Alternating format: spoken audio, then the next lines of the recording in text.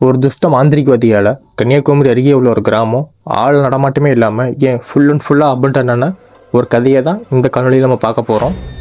என்ன லெசனை ஸ்டார்ட் பண்ணலாமா? Plug your headphones, close your eyes and lights off. இந்த கதை ஏறத்தாழ 1990 காலகட்டத்தில் கன்னியாகுமரி அருகே உள்ள ஒரு கிராமம் தாங்க இந்த கதையில் பார்க்க போகிறோம். இந்த கிராமத்தை பற்றி சொல்லணும்னா ஃபுல் அண்ட் ஃபுல்லாக விவசாயம் பண்ணக்கூடிய இடமா இருந்திருக்கு. நீர்வீழ்ச்சிகள், மலைகள், பாக்கு மரம், தென்னை மரம், ஃபுல் அண்ட் ஃபுல் தோப்பு, இயற்கை எழில் கொஞ்சக்கூடிய இடமா இருந்திருக்கு இந்த கிராமம். இந்த கிராமத்தை சேர்ந்த பிரசங்க ஒரு ஃபாலோவர் தான் நமக்கு இந்த ஸ்டோரி ஷேர் பண்ணியிருக்காங்க. இது அவங்க ஊரில் 90s காலகட்டத்தில் நடந்திருக்கு. இந்த 90ஆம் காலகட்டத்தில் அவங்க ஊரில் ஒரு மாந்திரிகவாதி இருந்திருக்காருங்க. அவர் எப்படின்னா குடும்பத்தோடு இருந்திருக்காரு, கொஞ்சம் செல்வாக்காகவே இருந்திருக்காரு. அவரோட தொழில் என்னென்னு பார்த்தீங்கன்னா இந்த மாந்திரிகம் பண்ணுறது, பில்லி, ஏவல், சூன்யம் இந்த மாதிரி பண்ணக்கூடிய விஷயங்களில் அவர் கொஞ்சம் எக்ஸ்பெக்டாகவே இருந்திருக்காருங்க. அந்த கிராமத்திலே கொஞ்சம் பெரியளாகவும் இருந்திருக்காரு. ஏன்னா இவ்வளோ சொத்து எல்லாமே இருக்குது, ஊர் பேர் புகழ், அதுவும் இல்லாமல் ஒரு மேலே கொஞ்சம் பயமுமே இருந்திருக்கு. ஏன்னா அவரை பகைச்சிக்கிட்டா நம்மளே எதோ பண்ணிடுவார் சொல்லி ஒரு பயமுமே அந்த ஊர் கிராம மக்களுக்கு இருந்திருக்கு. இந்த மாதிரியான சமயத்தில் ஒரு பெரிய பணக்காரர் பிஸ்னஸ் பண்ணுறாரு, நல்ல ஒரு பிஸ்னஸ் பண்ணிகிட்ருக்காரு, நல்ல ஒரு பணம் ஈட்டு கூடி தொழில் பண்ணிக்கிட்டு இருக்காரு. அவர் இந்த மாந்திரிகவாதியை பார்க்குறாரு. எதுக்காகனா தன்னுடைய தம்பி சொத்து எல்லாமே போகாமல் இருக்கிறதுக்காக, அதாவது பூர்வீக சொத்து எல்லாமே தனக்கே அடையணுங்கிற பேராசையில் இந்த மாந்திரிகவாதி பார்க்குறாரு. இந்த மாதிரி எனக்கு ஒரு தம்பி இருக்கான், தம்பி குடும்பமே குலநாசம் ஆகணும், அதுக்கு நீங்கள் தான் உதவி பண்ணணும், உங்களுக்கு எவ்வளோ தேவையான பணமோ நான் கொடுக்குறேன் அப்படின்ட்டுருக்காரு. முதல்ல இந்த மாந்திரிகவாதியும் முடியாதுன்னு சொல்லியிருக்காரு. ஏன்னா ஒரு குடும்பத்தையே அழிக்கிறதுலாம் ஒரு பெரிய பாவம், நான் செய்ய மாட்டேன் அப்படின்ட்டுருக்காரு.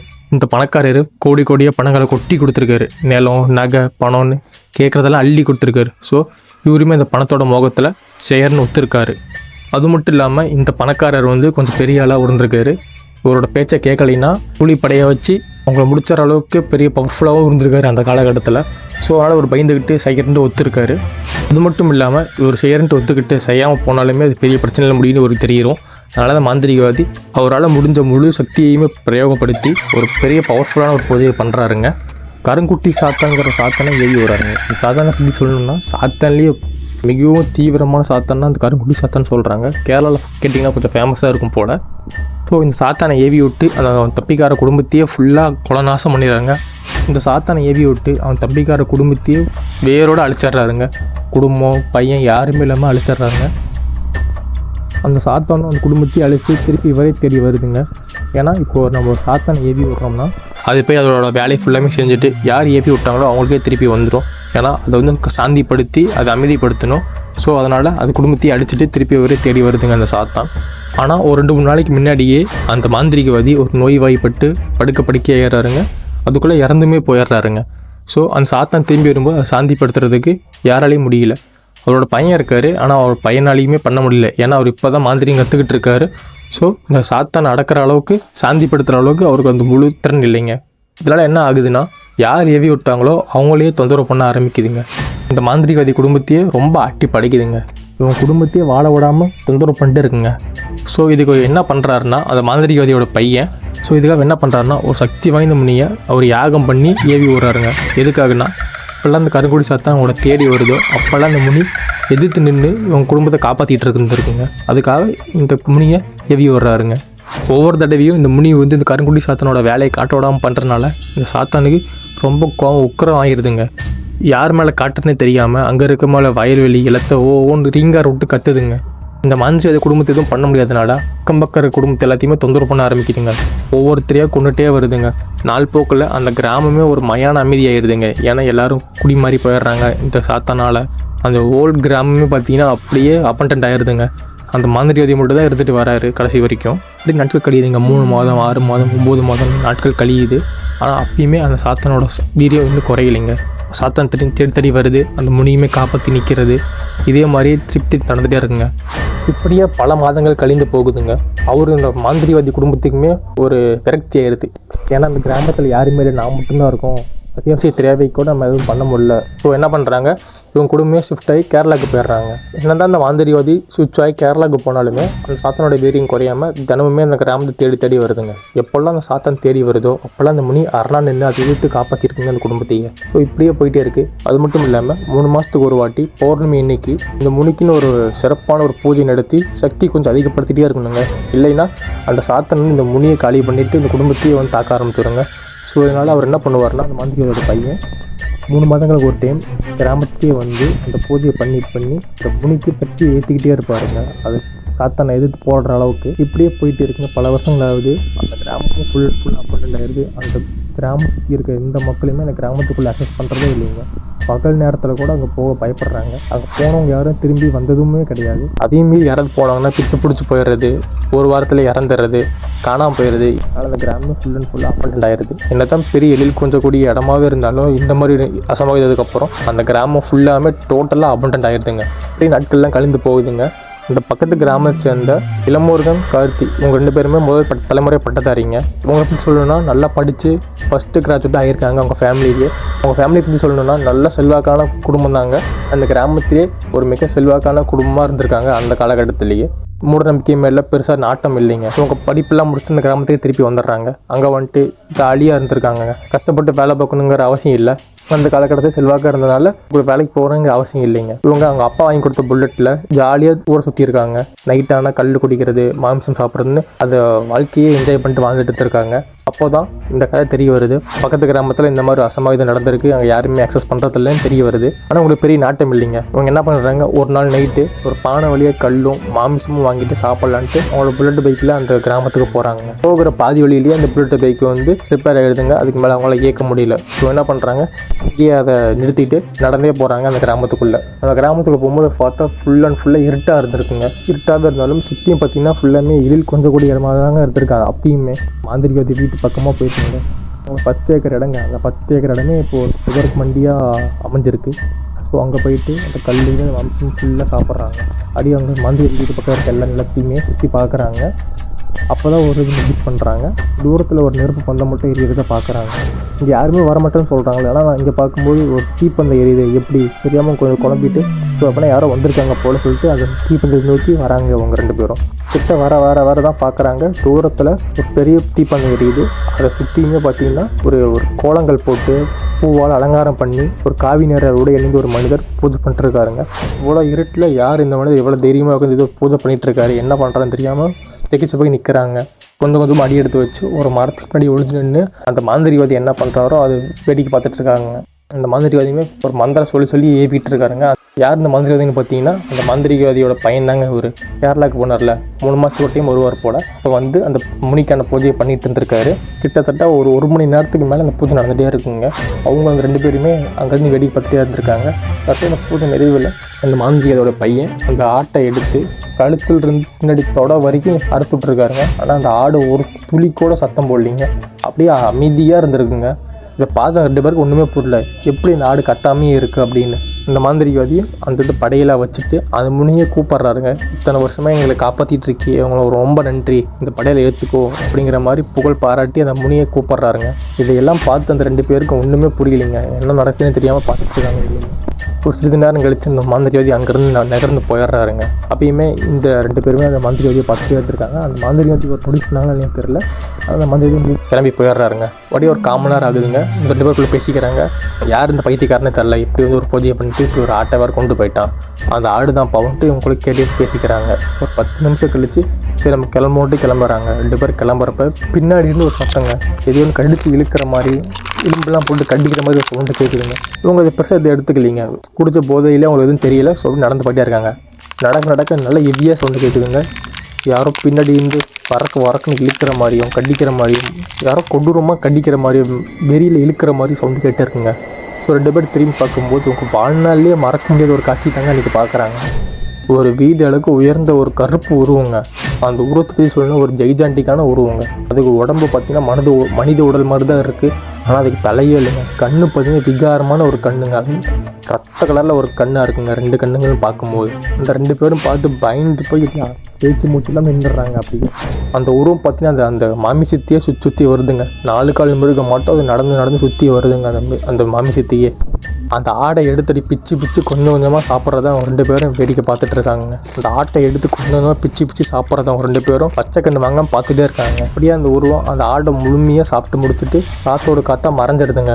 ஆனால் அப்பயுமே அவங்க 2 பேராலையும் அந்த நிகழ்வுலேருந்து வெளியே வர முடியலைங்க. ஒரு 2-3 நிமிஷத்துக்கு அப்படியே திகைச்சு போய் நின்று பார்த்துட்டே இருக்காங்க. ஒரு சிறிது நேரம் கழிச்சு தாங்க அவங்களுக்கு அந்த சுயநிலைவே வந்திருக்கு.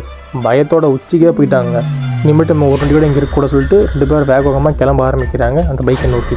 அவங்க நடந்து போயிட்டு இருக்கும்போது பின்னாடி இருந்து ஒரு சவுண்டு கேட்குதுங்க. யாரும் அவங்கள மண்ணவாரி தூக்கி போடுற மாதிரியோ அப்படி நடந்து வர மாதிரியோ சவுண்டு கேட்டே இருக்குங்க. ஆனால் அவங்க பெருசாக எடுத்துக்கலிங்க. நடந்து போயிட்டே இருக்காங்க. போக போக கொஞ்சம் கொஞ்சமாக அந்த சத்தம் அதிகமாகிட்டே இருக்குங்க. யாரோ ரொம்ப வேகமாக நடந்து வர மாதிரியும் மண்ணை தூக்கி போடுற மாதிரியோ கத்தா மாதிரி சொல்லி கேட்டே இருக்குங்க. இவங்க சட்டுன்னு திரும்பி பார்க்குறாங்க. ஆனால் அங்கே யாருமே இல்லைங்க. ஸோ திரும்பி நடந்து போயிட்டே இருக்காங்க. நடந்து போயிட்டே இருக்கும்போது பக்கத்தில் இருக்க தென்னை மரத்தில் எல்லாமே யாரோ கத்துற மாதிரியே கேட்டே இருந்துருக்குங்க. இவங்களுக்கு ஒன்றுமே புரியலைங்க. பின்னாடி இருந்து சவுண்டு வருது, சுற்றி சவுண்டு வருது, இந்த மாதிரி மரங்கள்லேருந்து சவுண்டு வருதுன்னு சொல்லிட்டு பயந்து போய் வேகமாக நடந்துருக்காங்க. ஒரு கட்டத்தில் ஒரு அலற சவுண்டு ரொம்ப விகாரமாக கேட்குதுங்க. அது கேட்டு அவங்க 2 அடிஞ்சு போயிடுறாங்க. அது சவுண்டு எங்கேருந்து வருதுன்னு சொல்லி அக்கம் பக்கம் ஃபுல்லாக சுற்றி பார்க்குறாங்க. ஒரு தென்னை மரத்துலேருந்து தாங்க வருது. அந்த தென்னை மரத்தை நோக்கி போய் என்னடா சவுண்டு வருதுன்னு சொல்லி பார்க்கலான்ட்டு போகிறாங்க. ஆனால் அங்கே பார்த்த ஒரு காட்சியை அவங்க வாழ்நாள் ஃபுல்லாக மறந்துருக்கவே மாட்டாங்க. ஒரு 2-3 அடி உள்ள ஒரு உருவம் தலைகீழாக தொங்கிக்கிட்டு விகாரமாக கத்திட்டு கிடக்குதுங்க. அதை பார்த்து 2 பேரும் பயந்து தலை தெறிச்சு ஓடுறாங்க. ஆளுக்கு ஒரு திசையாக நோக்கி ஓடிட்டுருக்காங்க. இளம்பரம் நேராக ஓடி போய் அந்த பைக் இருக்கிற இடத்தையும் சேர்ந்துடுறாருங்க. ஆனால் அந்த கார்த்திங்கிறவர் அவர் பயத்தில் எந்த பக்கம் ஓடினாருன்னு தெரிலைங்க. அந்த இருட்டுக்குள்ளே எங்கேயோ ஓட்டாருங்க. இவருமே இளமுருகனுமே பயங்க. திருப்பி உள்ளார போய் தரதுக்கு பயம். இங்கேருந்தே கார்த்தின்னு கத்துறாருங்க. காமனரமாக கத்திட்டு இருக்கார். ஆனால் உள்ளேருந்து எந்த ரெஸ்பான்ஸுமே இல்லைங்க. அவர் கார்த்திங்கிறவர் எந்த சைடு போனார்னு தெரில. இளமுருகனுக்கு என்ன பண்ணுறது தெரில. பயமாகவும் இருக்குது. அவருக்குள்ளே போகும் மனசுமே இல்லை. கத்திட்டே கார்த்தின்னு கத்திட்டே இருக்காருங்க. ஒரு 1/2 மணி நேரம் கழித்து கார்த்தி உள்ளது நடந்து வராருங்க. எந்த பயமுமே இல்லாமல் அப்படியே அமைதியாக வராருங்க. இவருமே எதுவுமே கேட்காம கார்த்தி வண்டியில் ஏற சொல்லி கூட்டிகிட்டு கிராமத்தை நோக்கி போயிட்டு இருக்காங்க. போகிற வழியிலே பேச்சு கொடுக்குறாருங்க. நான் வண்டி நோக்கி வந்து 1/2 மணி நேரம் ஆச்சு, நீ எங்கடா போனேன், உனக்கு எதுவும் பிரச்சனை இல்லைல்ல அப்படின்னு கேட்டப்ப கார்த்திகிட்ட இருந்து எந்த பதிலுமே இல்லைங்க. கார்த்தி அமைதியே வந்துட்டு இருக்காருங்க. சரி இவருமே சரி பயத்தில் இருப்பான் போலன்னு சொல்லிட்டு அவர் பெருசாக எடுத்துக்காமல் ஊரை நோக்கி போயிட்டே இருக்காங்க. போர்லாம் பேச்சு கொடுத்துட்டே தான் இருக்கார். நான் பேசவே இல்லை. ஏன்னா பேச மாட்டேன்னு சொல்லி சைடு மிரரில் பார்க்கும்போது தான் அவர் வாழ்நாளையே மறக்க முடியாது இன்னொரு காட்சியை பார்க்குறாருங்க. ஒரு 5 அடி 6 அடி உள்ள உருவம் பின்னாடி உட்காந்து வரதை பார்த்து அங்கேயே பைக்கை கீழே போட்டு விழுந்துடுறாருங்க. கைகள் ஃபுல்லாமே சரைச்சிட்டுருங்க. திரும்பி எந்திரிச்சு அவர் தேடி பார்க்குறாரு. அந்த இடத்துல அந்த உருவமும் இல்லை, ஒரு கார்த்தியுமே இல்லை. அவருக்கு ஒன்றுமே போடலைங்க. நம்ம கூட வந்து நம்ம கார்த்தி தானா இல்லை வேறு எந்த ஊர் அந்த உருவம் நம்ம தேடி வந்துருச்சான்னு சொல்லி பயந்துட்டு சரி இதுக்கு மேலே வெயிட் பண்ண வேணாம், ஊரில் போய் ஆளை கொடுத்துறான்னு சொல்லிட்டு வண்டி எடுத்துகிட்டு ஊர் நோக்கி வந்துடுறாருங்க. அந்த நடுநிசை நேரத்துலையுமே எல்லா வீடையும் தட்டி இந்த மாதிரி நானும் கார்த்தியும் அந்த ஊர் பக்கம் போனோம், இந்த மாதிரி கல் மாமிசெல்லாம் சாப்பிட்டு வரும்போது இந்த மாதிரி நிகழ்வு நடந்துருச்சு, கார்த்தி எங்கேன்னு தெரில காணோம், வந்து கண்டுபிடிச்சி கொடுங்கன்னு சொல்லி ரொம்ப கத்திரி அழுகுறாருங்க. இந்த கார்த்தி மட்டும் இல்லாமல் அவனோட அப்பா அம்மா 2 பேருமே திட்டுறாங்க. உங்களை யார் அங்கே போக சொன்னான்னு சொல்லி திட்டுறாங்க.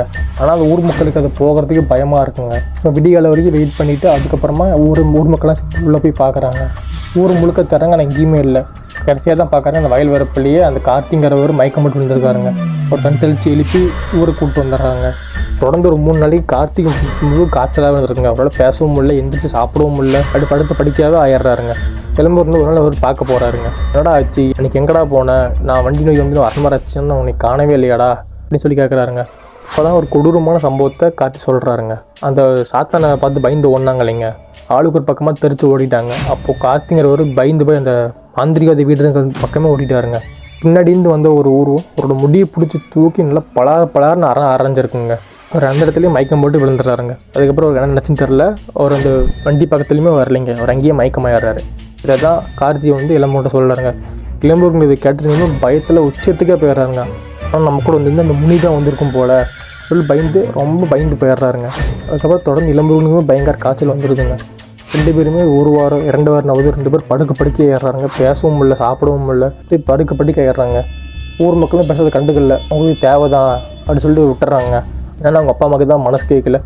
அதனால தான் பணக்காரனாகவே இருந்தாலுமே நம்ம பையனை எப்படி காப்பாற்ற முடியாமல் இருக்கேன்னு சொல்லிட்டு ரொம்ப கடந்த துடிக்கிறாங்க. இவங்களும் பார்க்க சாமியாரே கிடையாதுங்க. யாருமே பக்கத்தில் வரமாட்டுறாங்க.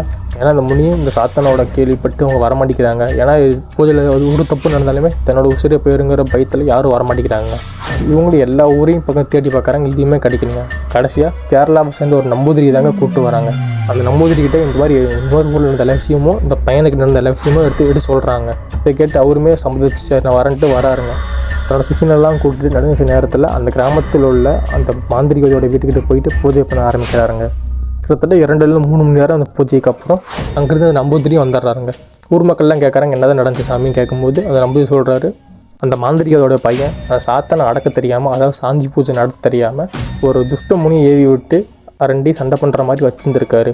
ஸோ அதனால தான் இந்த அளவுக்கு பிரச்சனை நடந்துகிட்ருக்கு. இப்போது இந்த நம்பூதிரி என்ன பண்ணியிருக்காருன்னா அந்த சாத்தானுக்கு பவர் கொஞ்சம் ஏற்றி கொடுத்துருக்காருங்க. ஏன்னா அந்த முனியும் சாத்தானுக்கும் ஒரே பவராக தான் இருந்திருக்கு. அதனால் எதுவுமே ஜெயிச்சிக்க முடியாதுங்க. கடைசி வரைக்கும் இப்போ அடிச்சுக்கிட்டே தான் இருக்கிற மாதிரியே தான் இருக்கும். ஸோ அதனால் சாத்தான் கொஞ்சம் பவர் ஏற்றி கொடுத்து அந்த முனியை காலி பண்ணிவிட்டு அந்த குடும்பத்தையும் காலி பண்ணிடுற மாதிரி ஒரு பூஜை பண்ணியிருக்காருங்க. நீங்கள் நினைக்கலாம், ஆனால் அப்படி பார்த்தாலுமே அந்த மாந்திரியோட குடும்பமே அழிஞ்சிருமே, இது தப்பு இல்லை அப்படின்னு நினைக்கலாம். அந்த நம்பூதிரி சொல்கிறாருங்க, இந்த ஊரையே நாசம் பண்ணிட்டாங்க இந்த குடும்பமே சேர்ந்து, இதெல்லாம் அவங்களுக்கு தேவை தான். ஸோ அதனால தான் நம்ம இந்த மாதிரி ஒரு பூஜை பண்ணியிருக்கோம். இது வந்து ஒரு மாதத்துக்குள்ளேயே உங்களுக்கு எல்லாமே தீர்வு நடந்துடும் சொல்லிவிட்டு அந்த நம்பூதிரியுமே அங்கேருந்து கிளம்பிடுறாருங்க. நாட்களுமே போகுது, ஒரு மாதம் கழியுது. ஒரு செய்தி வந்து சேருதுங்க அவங்க ஊருக்கு. கேரளாவில் போய் செட்டில் ஆன அந்த மாந்திரி குடும்பமே இறந்துட்டாங்கன்னு ஒரு செய்தி வருதுங்க. அப்புறம் தான் உங்களுக்கு ஊர் மக்களுக்கும் புரியுது, சாத்தான் தான் வேலையை கட்டியிருக்கும் போல் அப்படின்ட்டு. அதுக்கப்புறமா அந்த ஊரில் எந்த ஒரு அசம்பாவிதம் நடக்கலைங்க. இப்போ வரைக்கும் ஸ்மூத்தாக தான் போயிட்டுருக்கு. அந்த ஊருமே பழைய நிலைமைக்கு திருப்பி வச்சுங்க. இப்போல்லாம் விவசாயமாக நடந்துகிட்ருக்கு. நல்ல ஒரு செல்வாக்கான ஊராக தான் இருந்துட்டு வருது இப்போ வரைக்கும். கார்த்தி இளம்புருகுடியுமே சிஜைட்டு வந்துருச்சுங்க. இப்போ அவங்களுமே நல்ல ஒரு உத்தியோகத்தில் குடும்பமாக வாழ்ந்துட்டுருக்காங்க. இதில் நமக்கு தெரிஞ்சுக்க வேண்டியது என்ன தான் நமக்கு சொத்து சொக்கெல்லாம் சேர்ந்து வந்தாலுமே சுயநலமாக ஒரு விஷயம் நம்ம பண்ணாலும் நினச்சாலும் அதுக்கான அழிவு நமக்கு தாங்க தேடி வரும். என்ன தான் அந்த மாந்திரிவாதிகிட்ட அவ்வளோ பணம் கொட்டி கிடந்தாலுமே கடைசியில் குடும்பமே அழிஞ்சிருச்சுங்க. ஸோ வாழ்க்கையில் எப்பயுமே சுயநலம் மட்டும் இருக்கக்கூடாதுங்க. காணொலி உங்களுக்கு பிடிச்சிருக்குன்னு நம்புகிறேன். இதே மாதிரியே உங்கள் வாழ்க்கையில் ஏதாவது மறக்க முடியாத நினைவு இருந்தால் எனக்கு ஷேர் பண்ணுங்கள். மெயிலடியாகவும் ஷேர் பண்ணலாம், இல்லைன்னா என்னோடய இன்ஸ்டாகிராம் ஐடியை நான் டிஸ்கிரிப்ஷனில் கொடுக்குறேன், அதுக்கு நீங்கள் ஷேர் பண்ணலாம். உங்களோட கதையை நம்மளோட பக்கத்தில் காணொலியாக நான் வெளியிடுவேங்க. Have a good night.